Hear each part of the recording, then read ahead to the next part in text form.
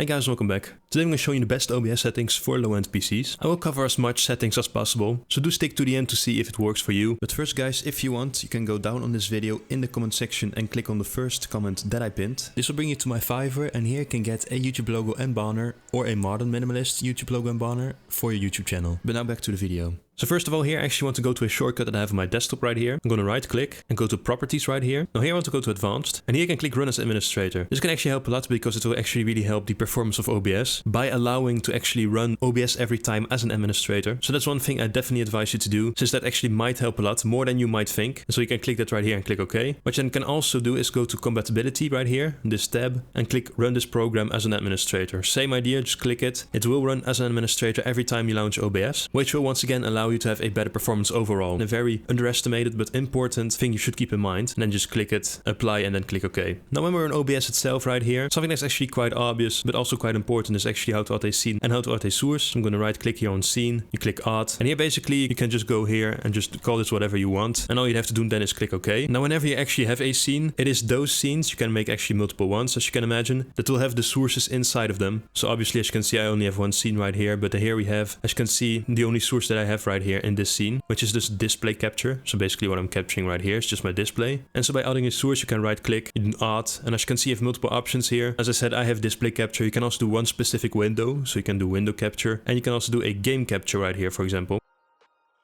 Now game captures is a lot of times also what you might run into as a problem if you're for example playing a game and you might actually have a hard time recording the game because of the settings, so you can actually click OK here. And here you just actually capture the specific window and then specifically select the game in question that's right here. If it's, of course, the game needs to be open. Now I don't have any games running at the moment, but if you would have one you would actually have to click and select the game right here. And here you actually have some options right here that could help. I've seen limit capture frame rate in the past, could have helped. Also just make sure that this is selected right here. And for the color here I just advise to use sRGB, and then you can click OK to add a game capture. But yeah, those are the basics, but very important once again. And here about the preview window. Now the preview window could actually take up some CPU. So what you can do is actually right click and see enable preview here. You can just click on it, and as you can see there's no preview anymore. I'm still recording. The screen is still being recorded, but I cannot see the preview anymore right now of my own recording. And that is something that could in the background actually help you in order to have a better performance while recording in OBS. And otherwise you can just click enable preview again. And if you feel it's not the right size or it might disappear or anything like that, can always happen. You have to just go to transform, and you can do reset transform or fit to screen right here. So there's one very important option here to actually get it back to the right ratio. As you can see I have my 920 by 1080 ratio right here, which is my screen, but that is something you can run in as a problem as well. But anyways, we're going to go to the settings right now. Now here in general is really not anything to mention that is going to make the performance better or help your low-end PC, except of course from the language, and you can of course do some updates. Also make sure that OBS is always up to date to the latest version. That can always help, so automatically check for updates on startup. And then the latest stable release, something I definitely advise you to check, so that every time it's running it will actually propose you the latest version if you want to actually get that one. And here as you can see just some confirmation dialogues. That just makes sure that you don't accidentally start or stop a recording or stream. If you for example start or stop streaming without you actually wanting to, make sure that these are selected right here so that you have a actual dialogue. That's just something important I want to quickly mention here. That can definitely help you out in some cases. And also as I said for recording right here. Now we don't really need the appearance tab or the stream tab because this is actually going to be about recording, so we're going to go to the output tab. Right here you want to go to recording up here. And this is going to be the most important tab by far in terms of the settings for the low-end PCs. First of all, up here make sure that output mode is on advanced, very important, so that you actually have multiple options right here that we can play around with. Type standard, also important. As you can see you have a recording path, so also make sure that you can browse right here and actually select a recording path where you want it to be saved when the recording is actually done. So that's actually a folder you can make yourself and just, as I said, direct the recording path to that specific folder that you made, always useful. Then actually very important is going to be the recording format. Now I've set it to my Troska video, which is actually MKV, but I do later on convert, so Remux rather, to an MP4, because I do not advise you to only choose an MP4 right here, since MP4, whenever you're recording an MP4 for example and you're doing a more of a longer video, and for example the electricity goes out or anything happens to your PC, the file gets corrupted, you will not be able to get back anything of that recording. So that's why only recording an MP4 is quite risky, especially as I said for longer length videos that you're recording. And that's why, as I said, I advise you to actually use MKV, and then later on I will show you how to actually automatically remux it to MP4. But definitely don't do MP4 on itself. Now I also have another option called fragmented MP4, and this will actually put it in multiple fragments basically, so it will be saved upon a certain point, but it's not guaranteed to have the entire recording exactly for, as I said, for example your computer shuts off or anything like that. And also hybrid MP4 is also a more newer version, but that's still quite relatively new, so that's really up to you if you want to play around with that. But the safest route here, as I said, really would be choose MKV and then later on remix to MP4. And then the video encoder here, also very important. As you can see, I've set it to AMD HW H.265, and then we have HEVC. And this is pretty specific. And you also have the NVIDIA options right here. This is if you have a more of a better PC and if you have a good graphics card. Although there's a possibility that might not be your case. In that case, you actually want to go for X264, which will use your CPU rather instead of your GPU. Because the graphics card I'm actually currently using will use a GPU. And if you select X264, which might be better for you, it will use your CPU. Now, of course, be aware because this will use your CPU a lot at times. So I actually show you how to set the rate control to CBR afterwards and what number exactly to make sure that, for example, it doesn't accidentally create an error like the encoding overloaded. By the way, you actually run into that problem at some point, or you still have that problem, you can actually go up to the video right here in the corner. That's my latest video on how to actually fix the encoding overloaded, in case, once again, that's a problem you're running into. So you can always check out that video if you need to. But here, as I said, if you're actually going to go for the X264 option, you can also choose CRF as a rate control. As I said, really don't worry, I will go over it in a minute, which is also definitely a good option if you're actually going to plan on using the CPU, as I said, once again, X264. But once again, if you're going to choose it, keep an eye out for that. Then the audio encoder is simply going to be the FFmpeg AAC. You can just leave it on that if it already was on that. Don't really need to touch anything here. So then of course we go to the important part, which are the encoder settings. As you can see, mine right here is on CQP. If you have a lower end PC, it's not really the best rate control you can go for. If you actually use CQP, the higher this number will be, the worse the quality will be. And the lower this number will be, the CQ level, the better the quality. But with more demanding file sizes. File sizes will be bigger. So I put it at 17 actually, which is a pretty average number. And you don't really need to go really under 15 or above 20. Don't really need to. So I'm 17, I'm somewhere in the middle there. And my recordings are doing fine. I don't have too much big file sizes. But once again, really CQP isn't something you necessarily have to try out if you have a low-end PC, because it isn't necessarily going to be the best option for you. What will be, of course, is going to be the CBR. Once again, if you're going to use N264, is actually going to be the one you want to go for. Now, for the amount of bitrate, concerning the low end, it really is going to be like 4000 kbps, for example, here. Medium is like above like 7000, something like that. And really above 10,000 and more, you will really get into the high end here of the bitrate. I think a sweet spot is around 6000 to 7000. If you're really having a more difficult time recording, as I said, but you can actually gradually try to get over it if the frame rate is good and if you don't have too many lags or anything like that. But of course, if you notice that it's too high, if you do like above 10,000 and everything, 20,000, which would be way too high, then of course go down. And every time you can just apply here and click OK and just test for yourself to see if you can bring it up a bit or if you need to bring it down. But I really don't advise you to go under like 4,000 or 3,000. You really wouldn't need to. Even the worst PCs, you don't really need to go under 4,000 or 3,000. You really don't. And then right here, the key for interval, I always advise you to have it on set on 2. I would say really 2 is the best option here. And the CPU, you generally want it to be on very fast or faster. You can actually put this higher, but recording will have a less good of a quality. I've done this in the past and I have done some recordings on ultra fast. It wasn't the worst, but I only recorded my desktop, so that's why. But if you're recording anything else than desktop, definitely don't really consider doing ultra fast. But also don't go under anything like medium, that's way too low. Really keep it around faster or very fast. Profile high, and the tune you can set that to 0 latency. And in case you're using CQP, you can set the preset to quality or maybe balanced if you feel like. As you can see right here, you can actually choose CRF, which is another option for the X264. It could actually help you and of course avoid that encoding overloaded. Now the lower the number, the better the quality. So in this case I would say between 15 and 25 is a pretty good range to actually test around. But as I said, the lower you go, the better the quality will be. So you might be more towards the high end, so like between 20 and 25. But of course, just like with the CQP, something you just have to test out for yourself. Don't put it too low the numbers because the quality will be better and you might actually have a harder time recording and have some performance issues. Now then we actually have an audio tab here for the audio tracks in audio bitrate. So you can actually do 128, a bit like towards more 160 towards there. But you can also just put them to 320 if you have no problem with the audio quality. In terms of your PC, you can always put it to 320. But of course, you can definitely bring it down if you really feel like you need to. Then the step right here, replay buffer, just do not touch it. Just don't touch this window right here. You don't need to do anything here. And then we're actually going to go to the actual audio tab right here.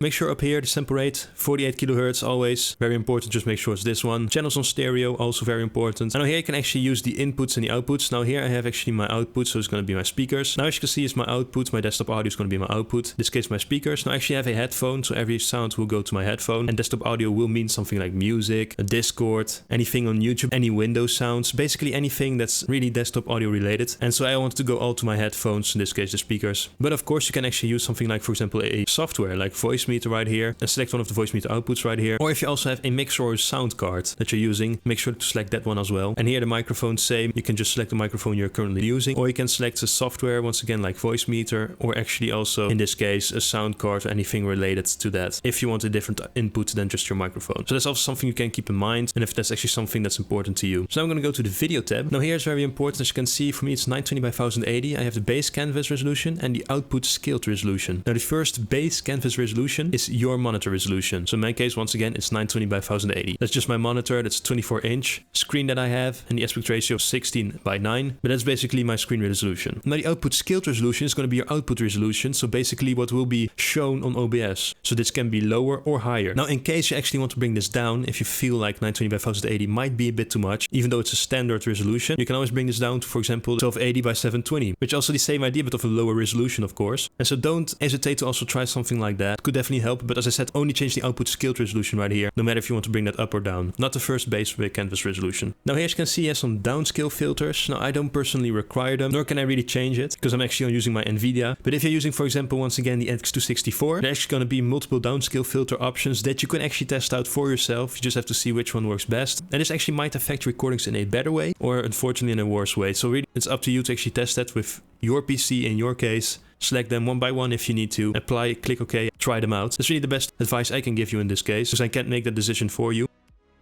And near the FPS, you can put it more towards the lower end, like 30 FPS. But really, even if you have like pretty low settings, you can, I think in my opinion, you can really put it at 60 FPS in most cases. Really nowadays, you don't really need to go back to 30 FPS. But if you really feel to, if you really need to, you can always consider really putting it to 30 FPS. But once again, if you have if you're already running some pretty medium recording settings, let's say, you can also pretty easily use 60 FPS here. But once again, it's up to you if you really want to consider that. Then same here, we don't really need hotkeys. It's just to make a fast hotkey on your keyboard, start streaming, start recording. It's always useful, but we're not going to use that. We're also not going to go over accessibility here. We're just going to go to advanced. Now here in advanced, not really that much to change actually. Just make sure the renderer is FreeDirect11. Just keep this an NV12. Here you have Rec 709 and then limited. You can actually go for full or limited. This will actually maybe affect like the color range of your screen. So just play around with that. But normally it should be unlimited and it should be good. So nothing really to change here. And then also, as I said earlier, of course, very important. This is how you actually automatically remux it to MP4. If you're recording with MKV, you need to make sure that this one is selected here once again if you want to put it to an MP4 as well. You have two files, by the way. You have one file which is going to be an MKV. So if you're done recording, you can actually delete that one. Of course, only if you're done recording. And then you can just keep the MP4. But it will make two files, as I said, an MKV and an MP4 that will both go once again to the recording path that you chose. These two files will go there. But using MKV as recording format, automatically remux to MP4. Now above here, I purposely left this out for last. It's actually going to be the process priority. Now I have it on above normal. Normally it will be set to, well, normal. But this actually might be a bit too high. This actually might be a bit high and you can actually have to go to maybe below normal. But that really depends once again. You can also put it on above normal actually. This is basically going to be the process priority of OBS. So the priority that's going to be put on the recording that's currently been done. So if you want OBS to have a high priority as for the recording, you can of course choose that right here. But once again, it can actually have the opposite effect where putting this higher might actually cause a problem instead of actually fixing it. So really try this out for yourself because this is an important step. And as you can see right here, you can also check the show active outputs warning on exit. OBS and your computer might really say like, okay, this is too much, so that you actually can get a warning in case it's needed, of course. But that's also something actually very personal to you on your PC that you have to check out if you actually want to go with something like above normal or below normal. Then of course click apply here and click OK, like with every window. Now I actually wanted to stay on topic in terms of the priority that you would give to your recording, so also OBS. Now do keep in mind that sometimes it's actually not the recording itself, but also the game in question. If, for example, let's say you're recording a game and you're having these issues, make sure that in the game as well you bring down the settings if needed. If you already feel that the settings in the game are low enough, don't have to touch them anymore, that's fine. But if you feel like you might be playing on something very high or ultra, so you can also of course consider in that case putting the settings down in the game. So it's not always in the recording that you have to think in OBS here, but also in the game. So don't forget something like that. It could actually be an important step as well. But as I said, talking about priority, you can actually right click right here and go to Task Manager, or you can also do Ctrl-Alt-Delete on your keyboard. But basically right here, as you can see, we have OBS Studio. We're just going to right click on it, go to Details. And as you can see right here, it's immediately directed to the OBS 64.exe. Right click on it and then click Set Priority. priority. And then as you can see, for me it's above normal at the moment, but you can put this to high or real time to really give OBS the highest priority possible. But that will also mean it has a priority over the, for example, once again, game that you're recording. So the recording of OBS will have a higher priority than the game you're playing, which means that the game can be affected by that. But that is something you can always look into, because it's also important to have a high priority over the recording. And of course, don't have a lot of windows open. If you have like other unnecessary documents open or any unnecessary other games, maybe just close everything except the game that you're recording and of course OBS itself. And consider actually putting this a bit higher or lower towards the normal, below normal. Really, in this case, I don't think that will be needed. It will actually be a bit better if you put OBS itself as a higher priority here.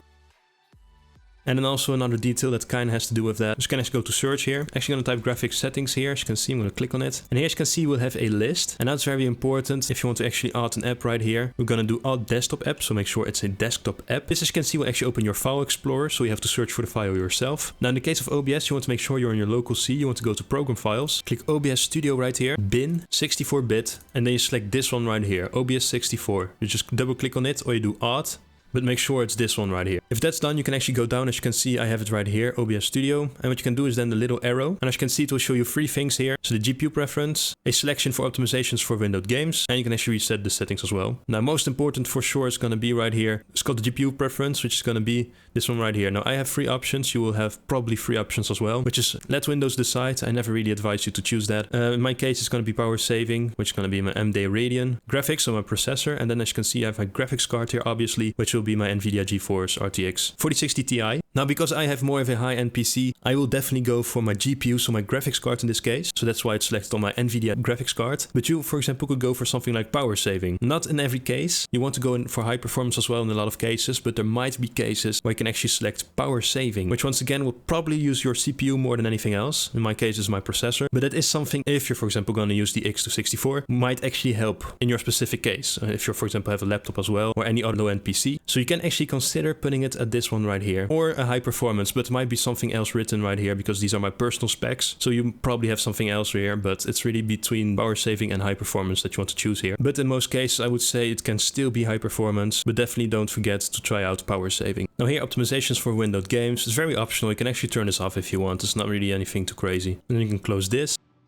Now then here, lastly, but actually quite importantly, and which actually might help you a lot, in case you haven't really come to a conclusion yet, is actually go to help here, go to log files, and upload current log file. Click on it. And as you can see here, you have the URL, so we're just going to copy URL and click OK. And so right here, as you can see, you just want to go to Google and type OBS Log Analyzer. As you can see, just go to the first one right here, make sure it's obsproject.com. And here, just make sure you're in the URL part. And then here, you can do, of course, is Ctrl-V. We're going to paste it, and you click on Analyze. And here, as you can see, basically, you'll be able to see what might have to change here. So I have a hardware accelerated GPU scheduler. Now that might not be that much of a problem, it has to do with my GPU, but in any case I don't have any warnings. And here's my info, as you can see. So yeah, that's my Windows 11 right here. I don't run it as administrator, generally speaking, because I don't have any problems, you know, so you can actually just see some general info right here as well. And so if you, for example, have a problem right here or multiple problems, you can click on it. As you can see right here, up here, it actually explains you, as you can see right here. You can also go ahead, for example, if it says here, recommend disabling it via then this screen. If you click on that, now this actually go back to your OBS app, so to actually redirect you immediately to here, to a specific page. Now if you don't want to do that, of course you don't have to, but you can do open settings. Otherwise you can also just do these instructions, click on it, and as you can see, it actually sends us to GitHub, where you actually have a more detailed how you could, for example, in this case, turn off a certain setting, which you can see in my Windows, it advises me to turn this down, but I believe this is for Windows 10. Actually might be a similar or actually the same setting that I can turn off to actually better my performance in my case. But really that's a last option you can always do in case you want to actually auto-analyze your own settings and see what might be wrong or what settings might be too high or too low. In any case, guys, hope it really helped this video. If you have any questions, of course, leave them down below. Please, if you like, would be really nice. Subscribe, would also be really nice. And I'll see you guys in my next video. Bye.